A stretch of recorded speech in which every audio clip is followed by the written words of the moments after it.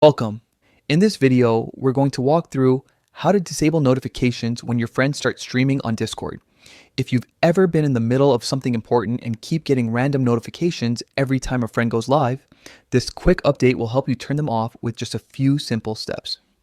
Let's jump right in. First, open the Discord app on your phone or tablet. Once you're on the main screen, look down at the bottom right corner and tap on your profile icon.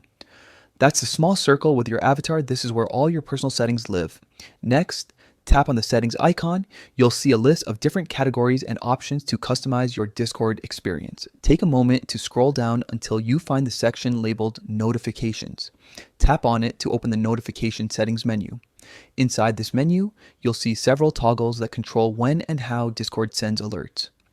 Look for the option called Get Notifications when your friends stream. By default, this setting is usually turned on, meaning you'll get a notification every time one of your friends starts streaming. To stop receiving these alerts, simply toggle this switch off.